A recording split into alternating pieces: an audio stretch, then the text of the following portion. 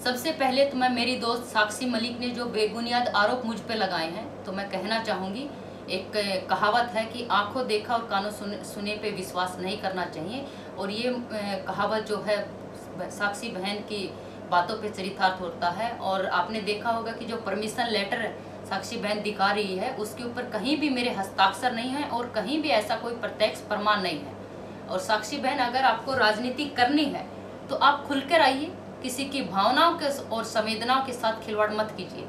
जैसे बहन अपनी वीडियो में कह रही है कि हमारे ऊपर राजनीतिक आरोप लग रहे हैं और दीपेंद्र हुड्डा का नाम लेकर हम पे आरोप लगाए जा रहे हैं, तो आज तक साक्षी बहन न तो किसी कांग्रेस पार्टी के किसी प्रवक्ता ने उसके ऊपर बयान दिया है और न ही कांग्रेस पार्टी के किसी नेता ने अपने बचाव में बयान दिया है।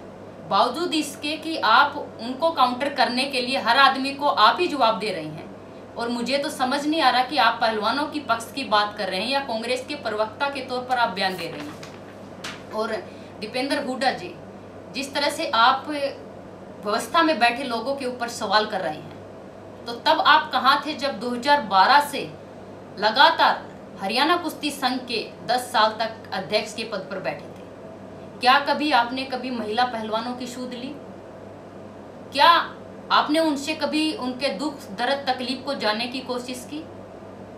क्या कभी आपने इस बातों का संज्ञान लेने की कोशिश की? लेकिन साक्षी बहन जो है, इस धरने को जो लीड कर रही थी, वह कांग्रेस की कठपुतली की तरह काम कर रही थी। उनका पूरा नियंत्रण जो है धरने के बैठे लोगों के ऊपर था।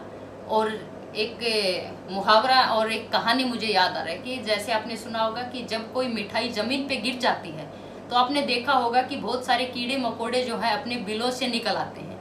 और वही हुआ, सबने देखा और सभी ने पहलवानों के कंधे पर बंदूक रखकर अपनी अपनी बंदूकें चलानी शुरू कर दी। और एक भारतीय होने के नाते, एक पहलवान होने के नाते मेरा भी खून खोल रहा था। लेकिन साक्षी वीडियो में ये जितनी बचकानी बातें कर रही थी, कितना भोला बनने की कोशिश कर रही थी, और अब सारा बोझ जो है वो औरों के कंधों पर डालकर खुद पाक साफ होना चाहते हैं। कितना शातिर दिमाग है साक्षी बहन आपका।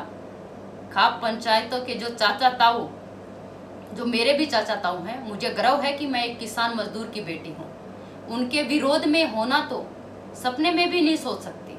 और मैं इसी समाज का हिस्सा हूँ और इनका इस्तेमाल करके अब इनको बोना मत करिए, यही सबसे बड़ा पाप है।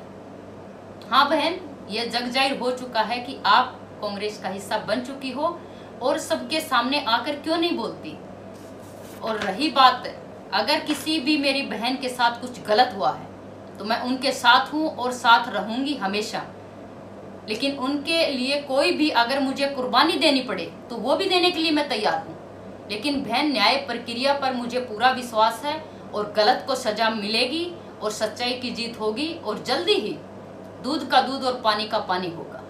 और अंत में मैं एक बात और कहना चाहूँगी कि जो लोग राजनीतिक आरोप लगा रहे हैं मुझ पे, उनको कहना चाहती हूँ कि मैं भारतीय जनता पार्टी की सच्ची सिपाही और कर्मठ कार्यकर्ता हूँ और हमेशा रहूँगी।